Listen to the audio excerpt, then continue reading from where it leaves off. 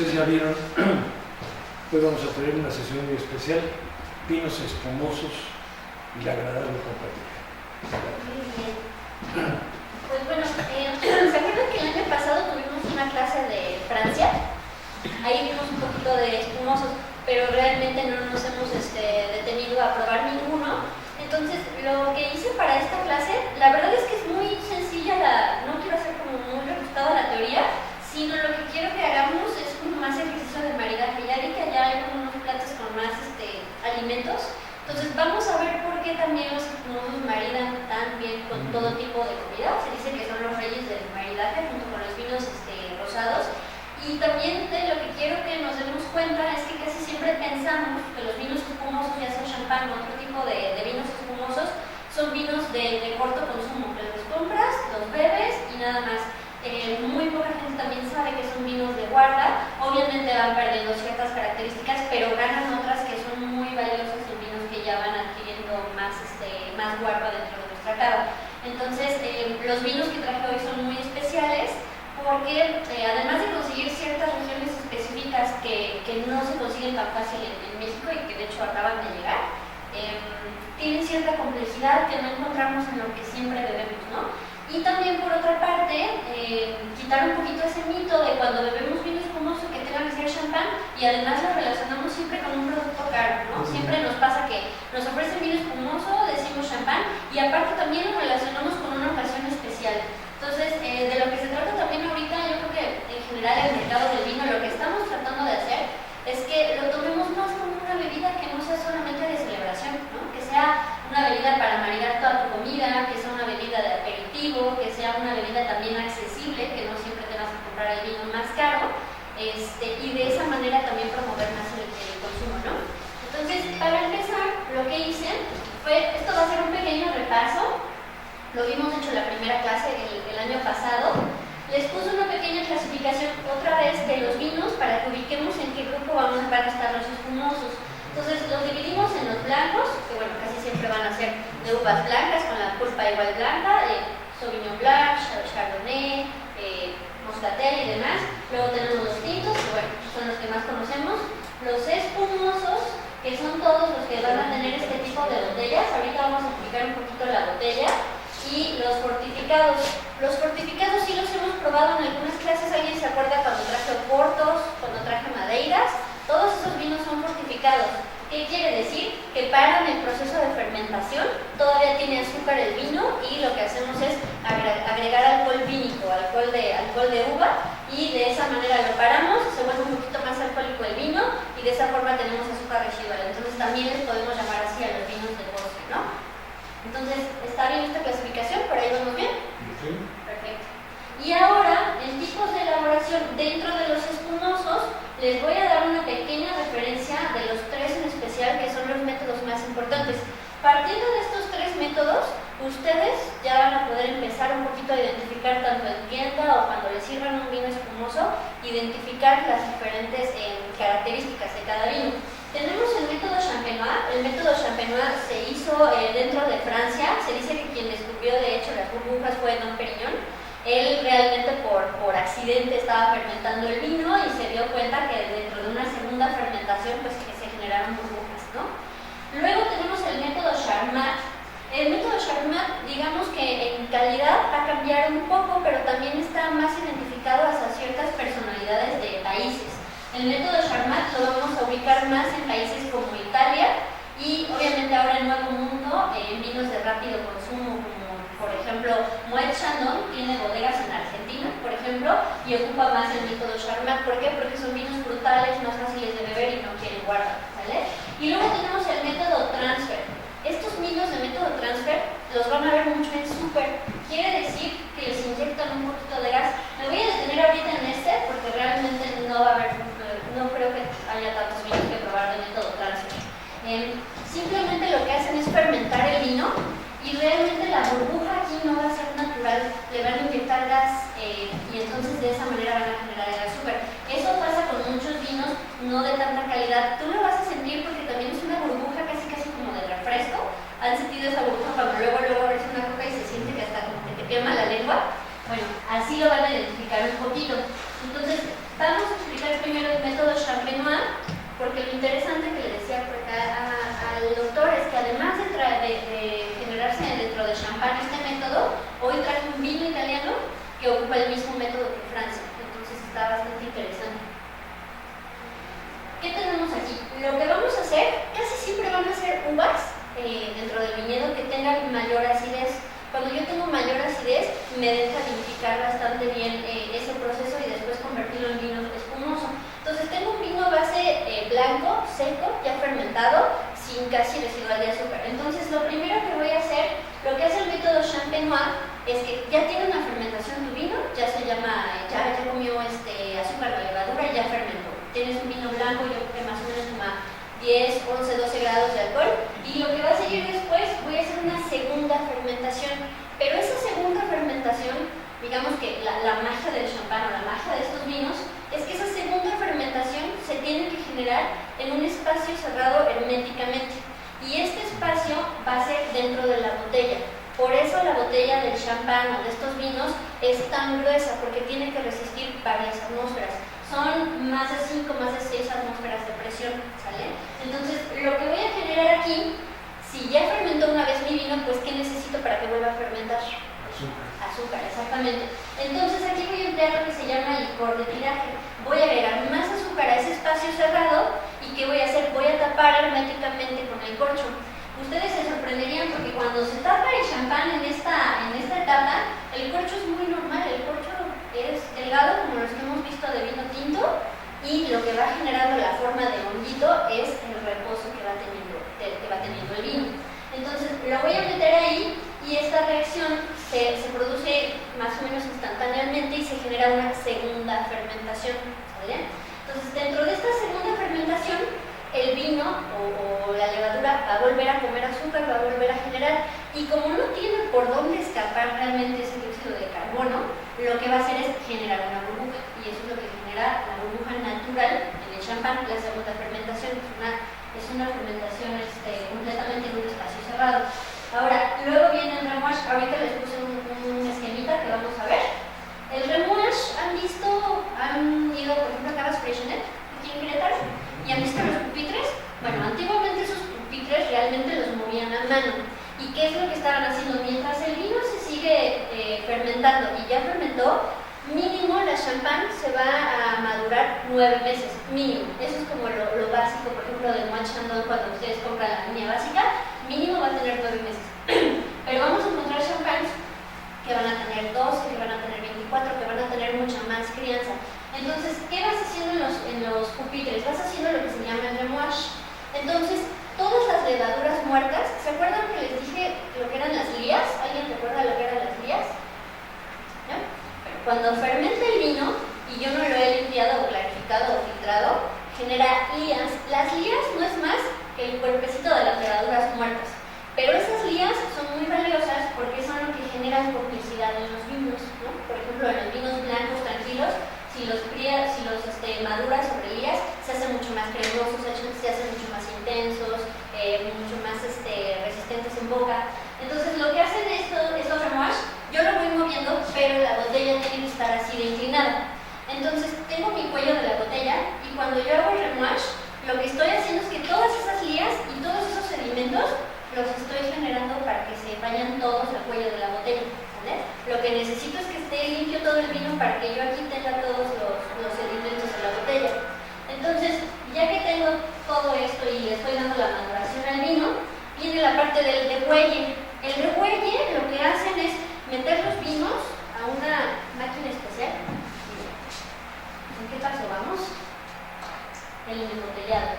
Lo que hace, por ejemplo, en el degüelle, aquí, es congelar tal cual el cuello de la botella, para que dentro de ese cuello, ahí van todos los sedimentos, las lías, todos los residuos de la fermentación, lo que yo no quiero para el vino. Todo ese vino va para afuera y sale a presión cuando yo degüello la botella. Entonces lo que estoy haciendo ahí, prácticamente estoy limpiando el vino. Y después va a haber algo que le llamamos licor de expedición. No hay que confundirse, el licor de tiraje es para que se fermente la segunda vez y licor de expedición es para hallarle el dosaje de azúcar al vino. Cuando ustedes van a la tienda y compran un champán, pues va a decir Brut, va a decir Extra Brut, va a decir Dry, va a decir Sec, va a decir Semi-Sec, va a decir Du, cuando lo escriben con Dux más o menos, va a decir milésime. Eso se refiere al gramaje de azúcar que le están colocando al vino. Y hubo varias casas de champán que se dieron cuenta que cuando ponían el licor de expedición, realmente el vino cambiaba. Entonces ellos dijeron, vamos a hacer la clasificación y también vamos a clasificarlo por gramajes para que la gente encuentre su propio estilo de vino y no se les haga tan seco y tan difícil de beber, ¿sale? Y cuando yo agrego ya el licor de expedición, ahí es cuando yo ya le doy la categoría al vino.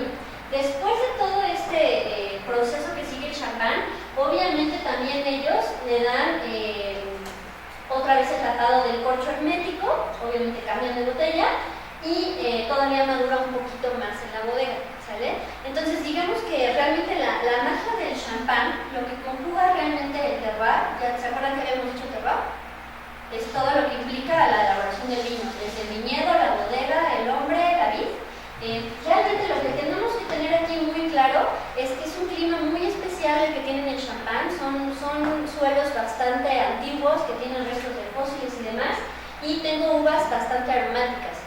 ¿Qué uvas voy a tener en el champán? Voy a tener Pinot Noir, voy a tener Pinot Meunier y voy a tener Chardonnay. Cada una de estas uvas aporta diferentes características para que me dé el champán, y ahorita les puse una tablita para que veamos qué otras uvas se utilizan. Estas tres primeras siempre van a estar en el champán, siempre. Luego, si nos vamos a la Trepat, a la Monastrell, a la Charelot, a la Macabeo, que son como las más conocidas, estos vinos se hacen dentro de la denominación cava.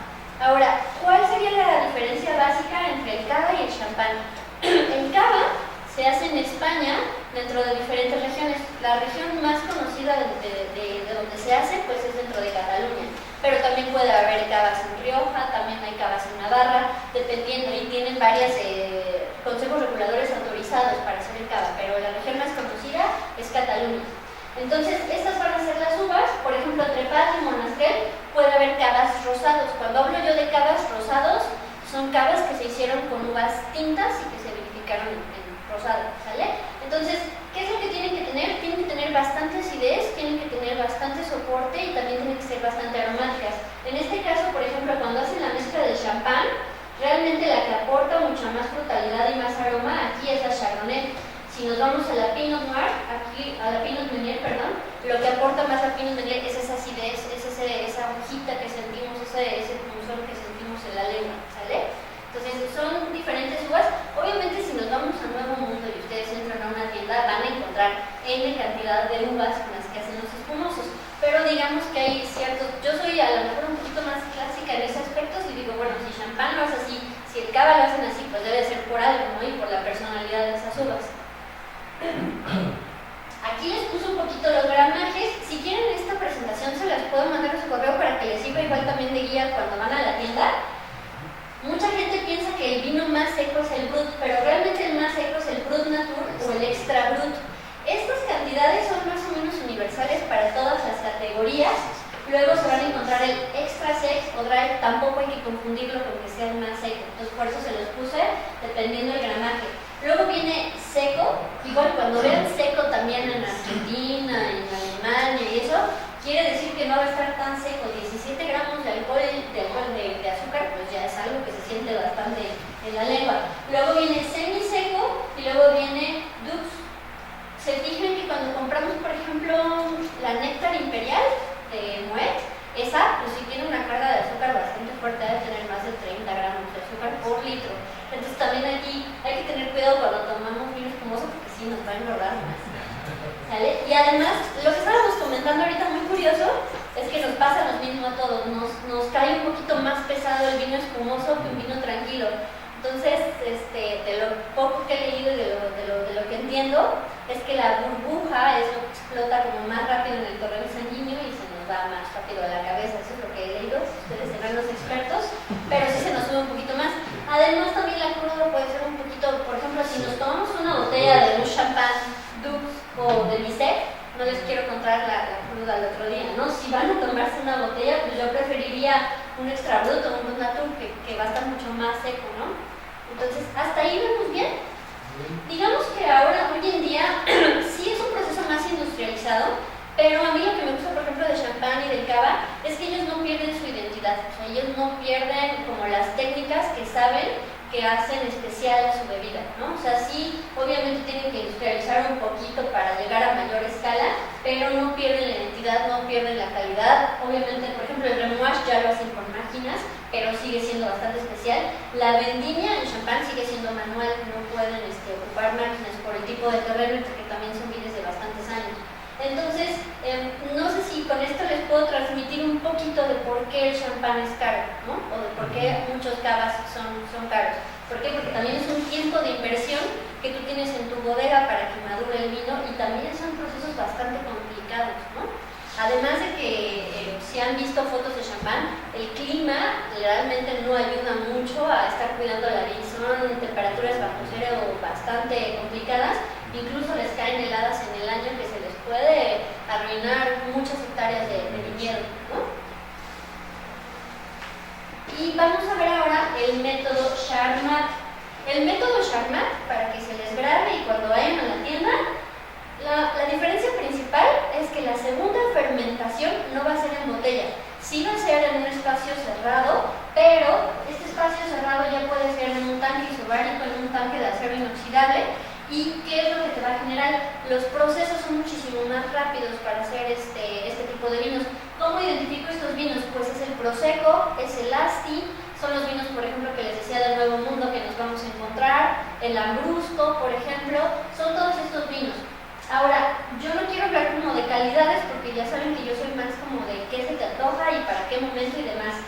Aquí, ¿qué tenemos más? Tenemos vinos más ligeros y tenemos vinos más frutales. Por ejemplo, Italia contra Francia, ellos lo que dicen, a ver, mi vino o las uvas que yo empleo para mi vino ya son de por sí muy aromáticas, entonces yo no necesito darle ni crianza, ni tanto tiempo de fermentación, ni hacerlo tan complejo, si yo lo que quiero es que la gente identifique más los aromas desde mi viñedo.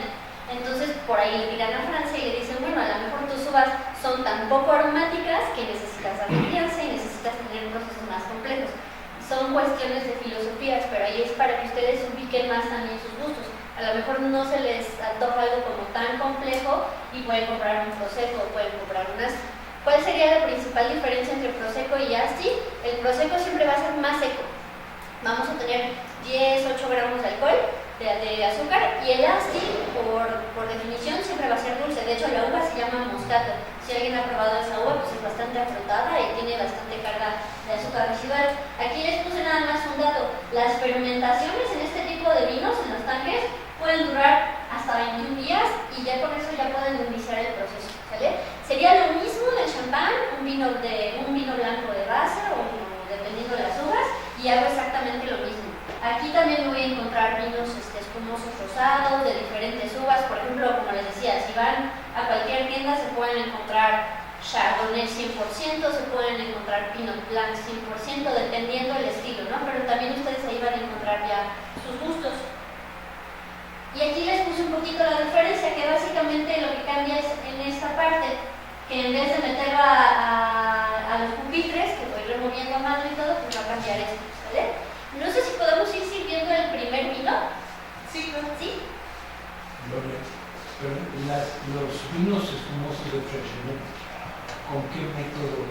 Es con el método tradicional. De hecho, ustedes si van y visitan la bodega, ahí tienen ahí mismo los pupitres. Claro, tiene que ver mucho la categoría, porque por ejemplo, si ustedes compran el Sala Viver, el Petillán y esos son métodos Charmat, porque también se dan cuenta también mucho en el precio. Por ejemplo,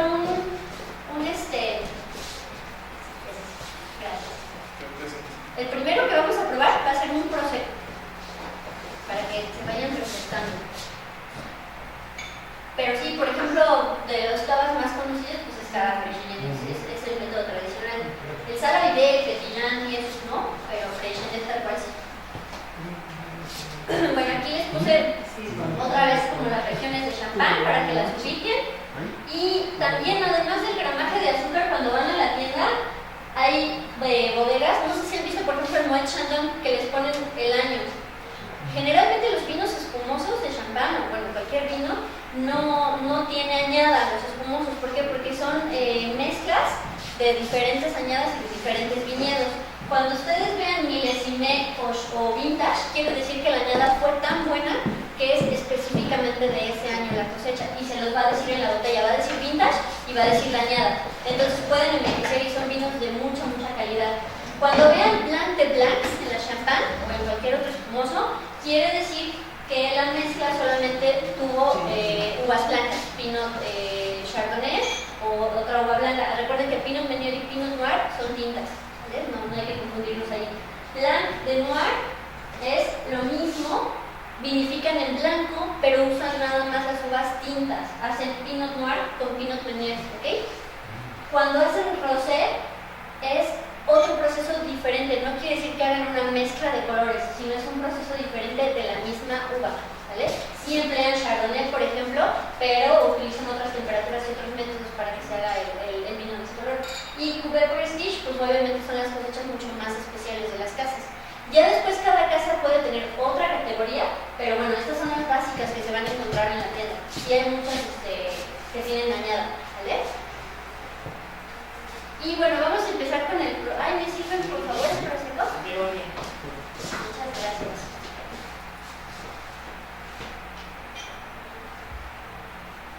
Todos los espumosos de Italia los vamos a encontrar en general al norte de su mapa. Entonces, lo primero que vamos a ver ahorita, el Prosecco que traje Santa Margherita, es como el más conocido aquí en México. Estará alrededor de unos 300 pesos más o menos. Todos estos vinos, ahí el comercial, todos estos vinos los conseguimos en la europea, ¿vale? Entonces, están ahí, fuimos a la europea de Miguel Ángel de Quevedo y la verdad es que los precios están bastante bien. Y este Prosecco es de uva Glera, así se llama. Anteriormente, hace como 3-4 años, le llamaban Prosecco a la región y también le llamaban Prosecco a la uva. Entonces, ahora ya cambió a partir de hace unos 2 años y medio, 3, y ya le llaman Glera a la uva. Valdobbiadene es como la zona que está dentro de Treviso, que es otra región, y esto está dentro del Véneto. Si ubicamos Véneto, está por acá. ¿Ya lo vieron? Aquí. Básicamente, vinos espumosos va a ser en Véneto, van a estar también en Trentino y van a estar también en Lombardía. De hecho, de Lombardía es de donde traje el vino especial de Italia. Entonces, ¿qué vamos a encontrar en este vino? Si ustedes se fijan, cuando les digan que es método Charmat en vez de Champenois, la burbuja va a ser ligeramente más ancha también y no va a subir tan lineal como el método Champenois. De hecho, cuando ustedes sirven un champán, va a ser un aperlado bastante fino y va a subir bastante lineal. El rosario es lo que le decimos que se forma en la copa, ¿sale? Entonces nos lo vamos a acercar a nariz, sin mover. Y aquí lo que vamos a encontrar son más frutas. Sí vamos a encontrar un poquito las notas de la fermentación, como de panificación, pero lo que siempre debemos encontrar más en el Prosecco son notas más frutales, más frescas. De hecho, si pudieran, bueno, no creo que haya necesidad. Si quieren acabarse primero sus vinos, al final vamos a hacer otra vez ejercicio para que prueben los tres y vayamos viendo también en complejidad de nariz cómo van cambiando, para que ustedes también lo identifiquen. Ellos, por ejemplo, tienen su categoría y ellos hacen seco, extra seco y brut. Y más o menos son los mismos gramajes que les comentaba. Entonces, ¿qué aromas encontramos? Manzana verde, muy bien. Estos viñedos de Santa Margherita están en pendiente, entonces también son como bastante interesantes las expresiones que les da la uva. Si se fijan también cómo la burbuja desde aquí sube muchísimo más rápido. En un champán sube ligeramente un poquito más lineal y aparte forma un rosario mucho más permanente. Ahorita lo vamos a ver cuando sirvamos los otros dos, van a ver cómo se nota también. La copa que se sirva. Justamente estábamos platicando de eso. La copa flauta es como la tradicional en la que lo servimos, pero ahora lo que están diciendo los expertos y varias revistas es que la copa flauta que se quede más como para la fiesta o para la reunión, como ya más bien como por glamour, pero lo que ellos dicen, en vez de preservar un poquito más la burbuja, lo que ahora vamos a querer del consumidor es que aprecie mucho más los aromas que se forman dentro de la copa. Entonces, digamos que ahorita por servicio, digamos, se puede servir en la copa flauta, pero yo sí te dije que hoy lo sirviéramos en copa de vino blanco para que también ustedes identifiquen más aromas. Ahora sí, cuando tú sirves el vino espumoso en este tipo de copas, obviamente se le va a ir más rápido la burbuja, pero yo creo que podemos hacer el ejercicio al revés y identificar muchos más aromas, ¿no? Porque visualmente sí identifiques la burbuja y el método y demás, pero en aromas también es mucho más valioso muchas veces identificar, ¿no? Ahora aquí no rotamos tan violentamente como en un vino tranquilo, pero sí lo pueden mover porque van a salir también más aromas de la fermentación. Ahora es bien importante la temperatura, les decía acá a los chicos hace rato, es bien importante la temperatura, abajo de 8 grados, entre más frío mucho mejor, pero también hay que cuidarlo de que no se entuman los aromas. Recuerden que si yo no cuido tanto la temperatura, lo primero que voy a hacer es reventar la botella cuando yo la abra, me va a botar el corcho, pero rapidísimamente porque la burbuja está ahí esperando a salir. Entonces, acuérdense, siempre cuidar muy bien la temperatura para que me cueste menos trabajo. ¿Cómo abro la botella de un espumoso? Bueno, hay de dos formas.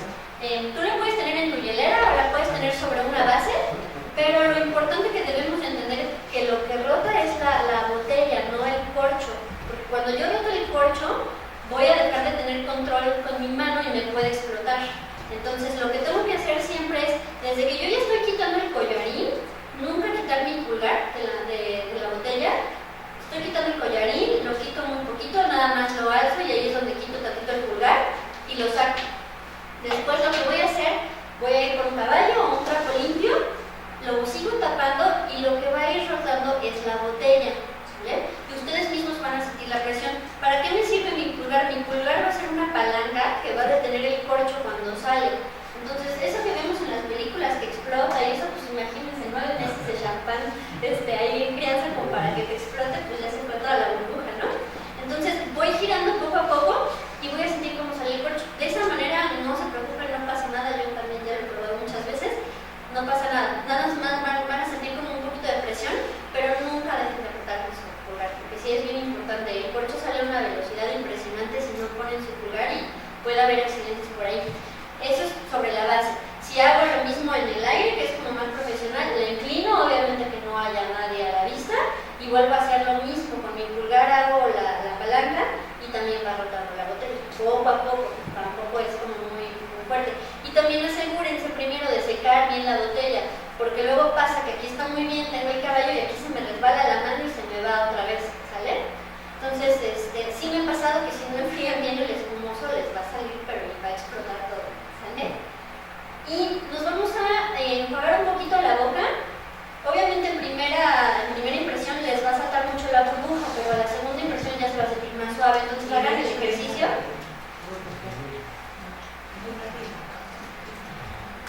Si podemos ir sirviendo el segundo, por favor.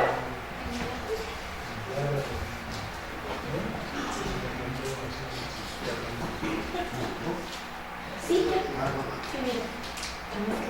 no sé ustedes, pero yo sí siento un poquito de azúcar residual, sí se siente un poquito afrutado en boca. Ahora, ¿qué voy a sentir en este vino? Frescura, brutalidad, la temperatura del vino sigue igual, no sé la de ustedes cómo va. Entonces, lo puedo usar de aperitivo, puede ir durante la comida, puede ir con el postre. Y, por ejemplo, les decía, este vino no pasa de los 250, 270 pesos en la europea, y lo pueden comprar para eventos, lo pueden comprar para tener ahí en un día de calorcito, no va a ser un vino caro. Y Valdoviadene es una región como ya muy conocida. Hay dos regiones, la otra se llama Corneliano, creo, y Valdoviadene. De ahí es de donde van a venir más consejos. Ahora vamos a servir el segundo. Y ese vino es muy especial, ni siquiera yo lo he probado, acaba de llegar a México. Esta región, Lombardía, la puse ahorita en el mapa. Aquí estamos en Lombardía. Dentro de Lombardía hay una región que se llama Franciacorta. Y hubo un tiempo en que muchos franceses se fueron a vivir por acá. Entonces empezaron a desarrollar el método. Entonces lo que ellos tienen es que es el único vino de Italia especial.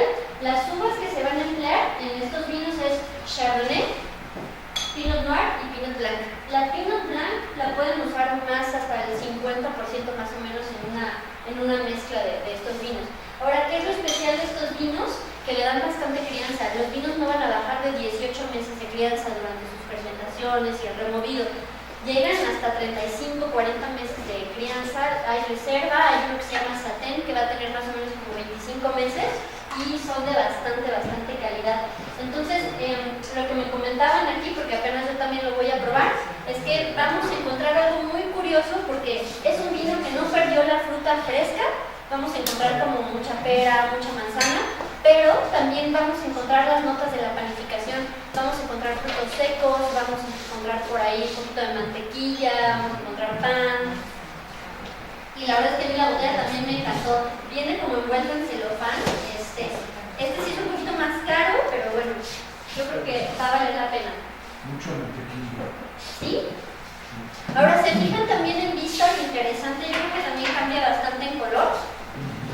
Fíjense, como un vino que no tuvo, no sé si aquí me alcanzo a ver, como un vino que no tuvo tanta crianza, es amarillo pálido, verdoso, bastante, hasta se ve un poquito más ligerito. Y un vino que ya tuvo más crianza, este tiene 25 meses de crianza, es muchísimo más color pajizo, dorado, si se fijan cómo brilla bastante. Ya se fijaron también la finura de la burbuja, sube muchísimo más lineal, forma un rosario mucho más permanente en la copa. Sí. Abre mi nariz. Este vino tiene de alcohol.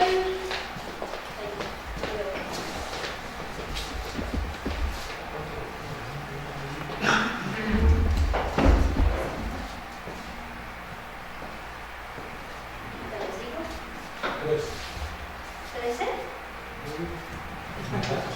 Ah, 2.5.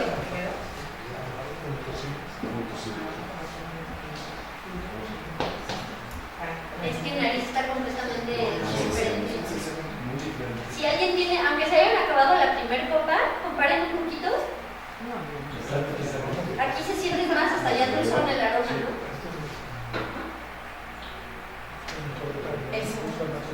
Tiene muchos aromas de panificación. Se le pone un poquito como a baguette recién horneada. Y a ver, froten un poquito o pásenla por las paredes de la copa. ¿Se dan cuenta cómo el rosario sigue ahí marcado?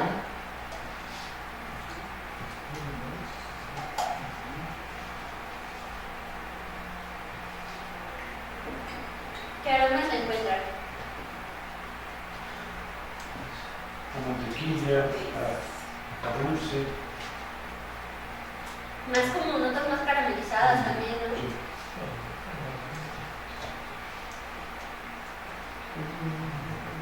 Y yo creo que en un ratito va a abrir muchísimos más aromas. Va a estar interesante. Le damos un sorbito ahora sí. La botella está súper bonita, a mí me encantó ese.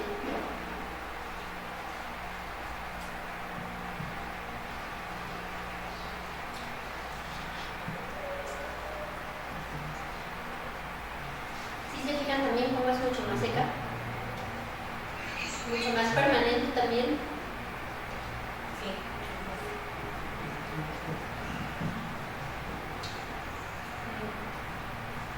Está muy bueno. Creo que la misma complejidad que encontramos en nariz, la encontramos también en boca, ¿no?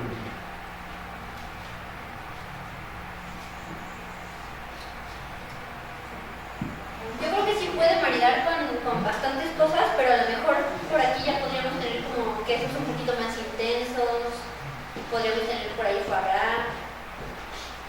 Si se dan cuenta cómo se te queda más tiempo en boca y se siente seco, pero no lastima. Y aparte ahí tiene como un dejo ligeramente amargo que te limpia muy bien la boca.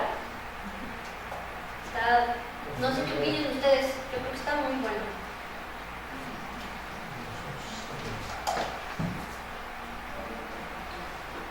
¿Sí sienten en boca también cómo cambia la estructura del vino?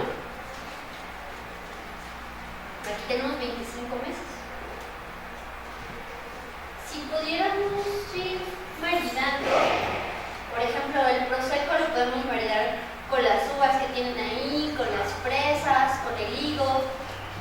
Y está interesante, por ejemplo, que prueben el segundo con un quesito que tengan por ahí un poquito más maduro, que yo creo que es diferente, ¿no? Ajá. Y el pan que se ve ligeramente especiado, también yo creo que le va a ir muy bien. Estamos sirviendo el tercer vino para que no pierda la burbuja, por favor.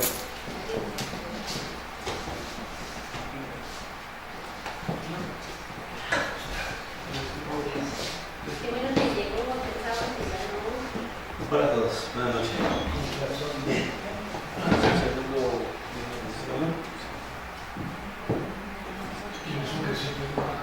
Ahorita terminamos.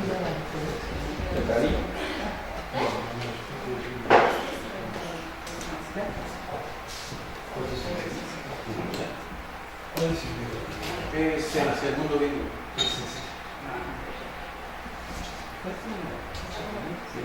Este es un vino muy especial porque acaba de llegar a México, es de una región que se llama Franciacorta, y lo especial que les decía es que emplean el mismo método que el champán, el método tradicional de la segunda fermentación dentro de las barricas. Y se dan cuenta que tampoco son vinos alcohólicos, o sea, 12.5, el Prosecco 11.5. Yo creo que esa es la teoría de la burbuja, porque se te sube más rápido.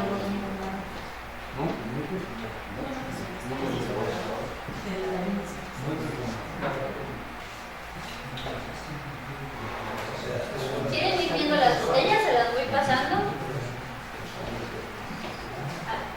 Gracias.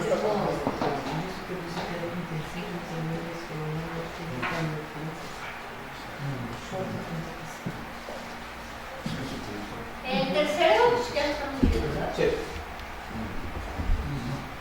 El tercero que vamos a probar ya es un cava. Esta casa se llama Gramonio. De hecho, esta casa es la importación exclusiva la tiene la europea. Es de las casas muchísimo más famosas de España porque son de los cavas que más crianza le dan a sus vinos.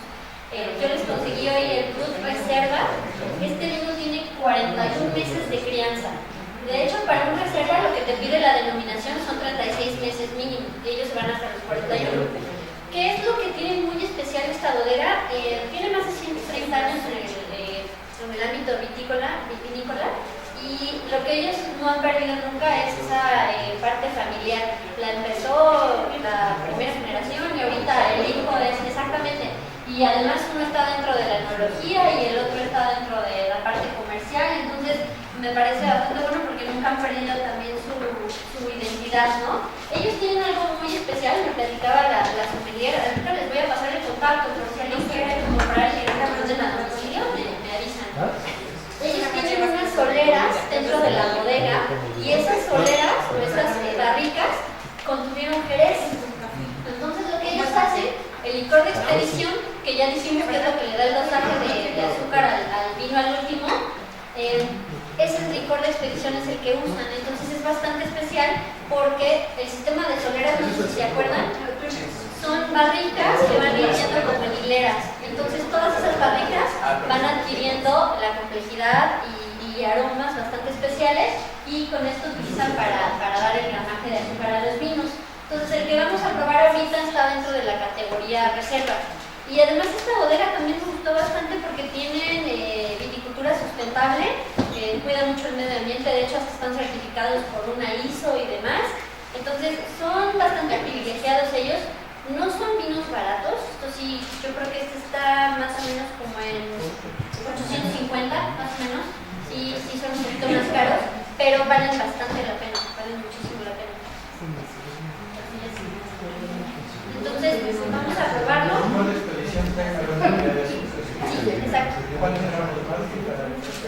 Dependiendo de ellos qué categoría le den. Por ejemplo, acá les puse el general.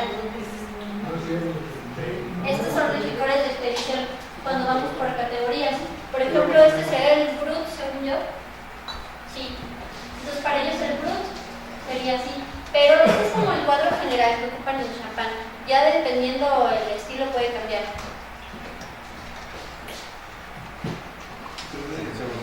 Entonces venimos de 25 meses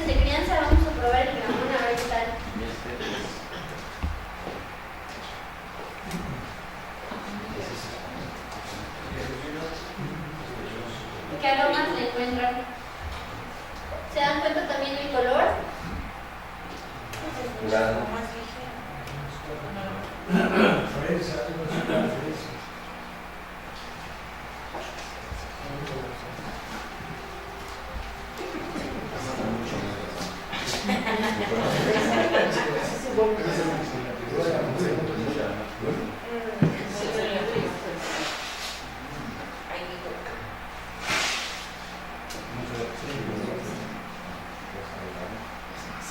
Ya está saliendo más claro, ¿no? También tiene sus notas de falsificación, ¿no? Totalmente.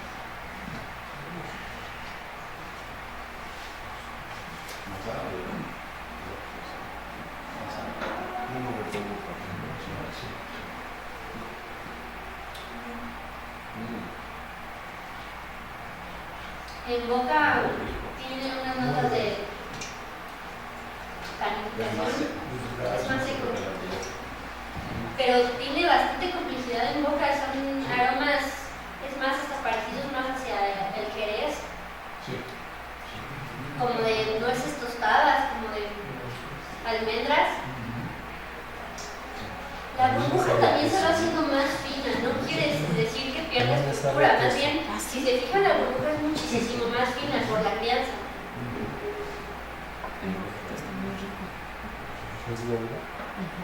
Pero en boca se siente.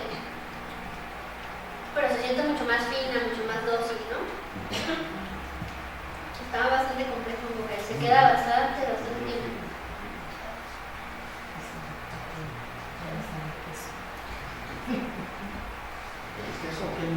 ¿Qué maridaje se les ocurre para el Ramón? Quesos. Sí. Quesos fuertes.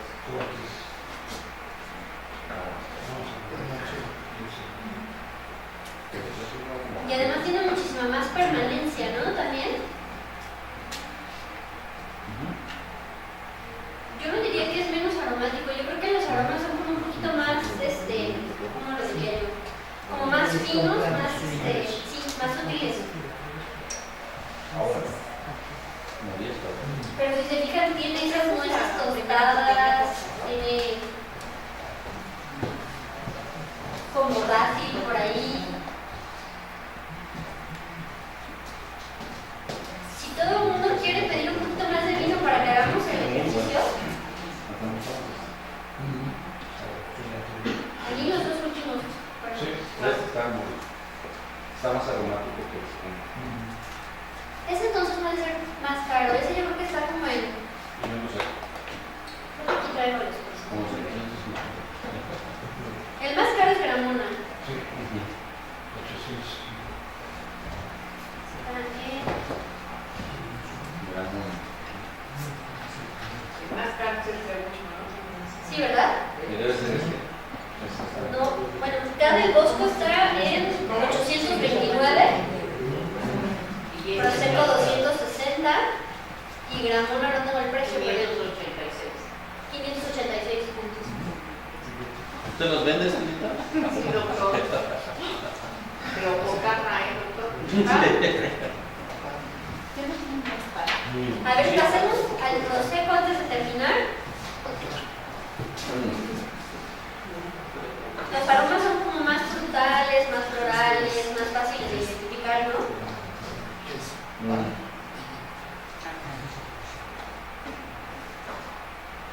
Y en boca se sienten un poquito más el azúcar residual, yo sí lo siento, si lo comparamos con los otros dos. Si se fijan, no tiene tanta permanencia, es como se te queda un ratito, unos 2-3 segundos y vamos, ¿no? Si pasan acá del Bosco ha cambiado muchísimo. Tiene unos aromas como... Sí, le huele Yo me imaginé como un croissant recién horneado así.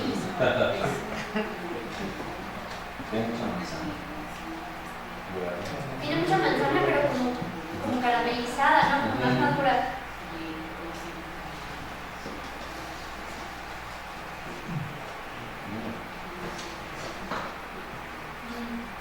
Igual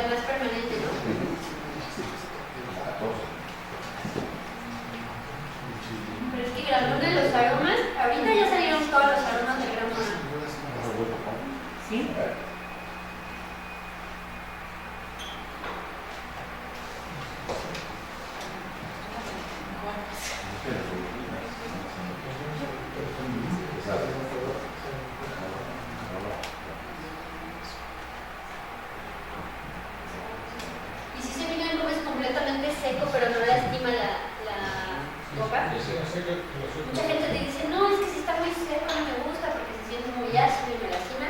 ¿Por qué no? Está bastante bien balanceado. Si ya se dieron cuenta cómo vamos diferenciando entre crianzas, porque generalmente lo que ubicamos es el champán y nada más vamos por el mismo champán, el rosado o el néctar imperial y para de sacar, pero hay otras categorías más especiales.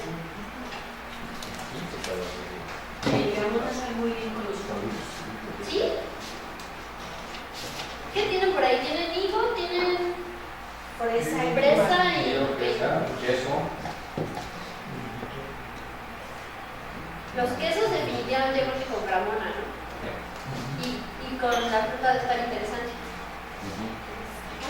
Y con el pan ha de saber bastante bien los últimos dos, porque se conjugan como todos esos aromas y sensaciones de panificación que tenemos. Bueno, como vinieron muy poquitos, yo creo que quedan otras 3 botellas para abrir. Entonces, para que también sigan maridando. Espero que les haya gustado esta clase. Traté como de conseguir cosas especiales y no que ubicar a los vinos espumosos con lo de siempre. Y así va a ser el curso de este año, si me lo permiten. Vamos igual como metiéndonos un poquito más de vinos, pero también cervezas, destilados, y vamos a buscar un poquito más cosas más específicas para ustedes, ¿no? Porque lo general ya lo vimos los últimos 2 años. De lo que se trata es que vayan probando ahora sí cosas como más precisas que puedan estar encontrando en las tiendas. ¿Sí? Probamos cosas nuevas, definitivamente, ¿no? ¿Sí? ¿Les gustó la clase hoy? Muy bueno. Muchas gracias. Pepino.